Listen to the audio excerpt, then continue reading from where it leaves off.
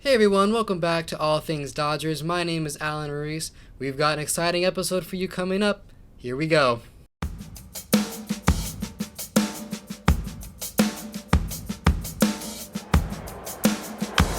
Corks this ball, left center field. Reyes fires, swinging a drive, deep left field. And strike three. Dodgers have won it all.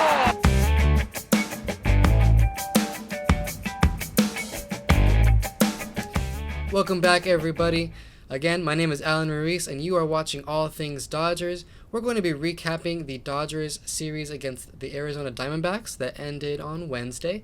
And then we're going to talk about what happened yesterday on the first game of the Braves series, and also talk about what we hope to see out of the Dodgers in the current Braves series that's continuing today and going to continue on until Sunday is the last day. So, before we do that, let's do a Diamondback summary. There is no test your knowledge question today because I really want to talk about the Braves for most of the episode. But game 1 for the Diamondbacks series, Dodgers win this one 7-4.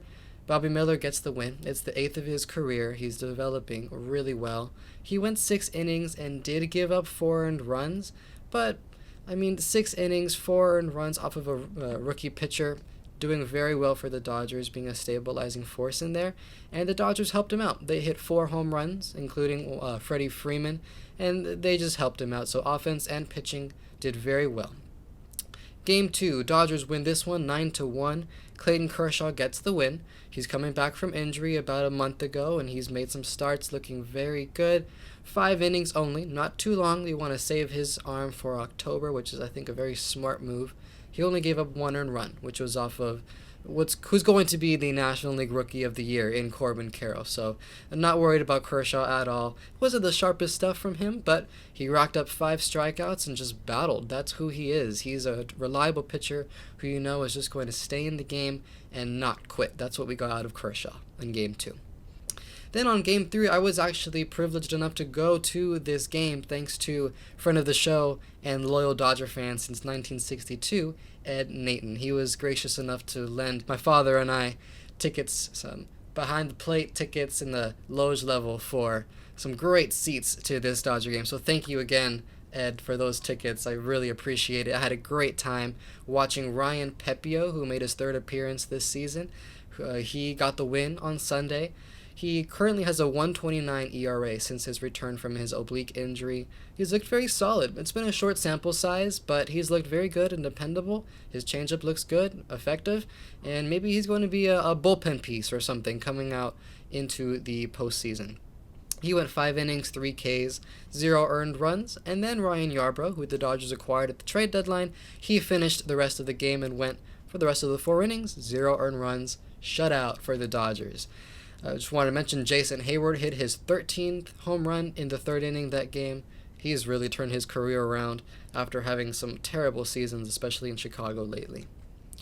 Before we move on to the Braves series, Max Muncy, the Dodgers' 3rd baseman, has been having a great end of August. In his last 7 games, he has 11 hits, and in his last 15 games, he has 17 hits. So in the last 15 games, he's averaging a little over a hit per game, which is a big step for him. He's been wanting to raise that average to above 200 for a while now, and I think it's been since a game against the Guardians. He's been hitting the ball all over the field. If it's a ball outside, hit it to the left field gap or down the left field line. He's just been really hitting the ball where it's pitched, and we love to see that from Max Muncy in getting more singles and not just always trying to hit a home run all the time. Now, I want to spend most of the time for this episode going over the Braves series. I personally think that this series is going to be the most pivotal series of the season for the Dodgers, and here's why.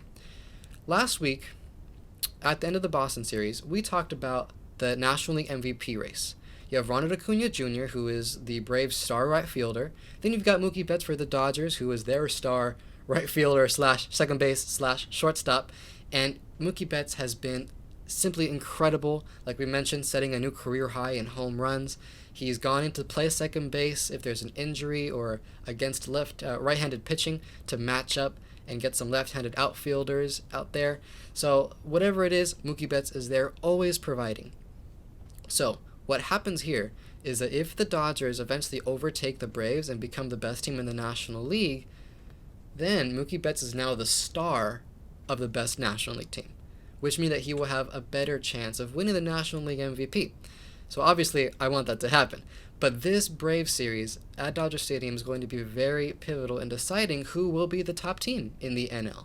So I'm very closely watching this series. But also because in the postseason, NLCS may end up being Dodgers against Braves. This may be a preview of the National League Championship Series. Whoever has the better winning percentage at the end of the regular season will get home field advantage in the National League Championship Series.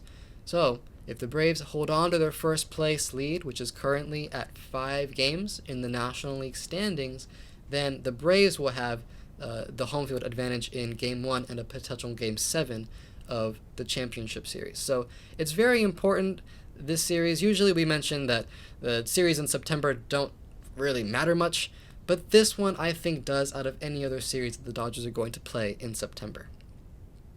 Now, yesterday the Dodgers played their first game against the Braves, and let's talk about the pitching side first. Pitching was Lance Lynn. He started the game, and he didn't do that great. He got the loss. He went only 4 1/3 innings, which is rare from him, especially since he came to the Dodgers. He's gone 7 innings, 6 innings, but yesterday he gave up 7 earned runs on 3 homers. Home runs are going to be Lynn's weakness. We've mentioned that before, and it really showed yesterday. He only racked up 1 K. That was mentioned to be one of his strengths. So the Braves played to his weaknesses and also fought off against his strengths. One of the home runs that he gave up was to Ronald Acuna Jr. He had a grand slam in the second inning and made the game 5-1. I thought that would make the game a complete blowout win for the Braves, but the Dodgers battled back. And who did it? It was Mookie Betts.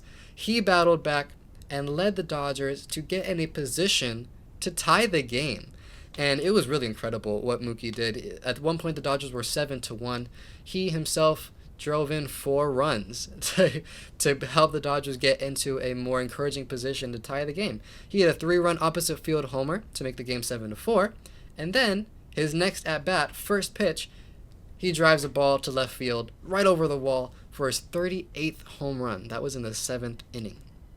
Now, obviously, that's going to help his MVP case. What about Acuna? Well, his grand slam that he hit, he created what's called the 30-60 club.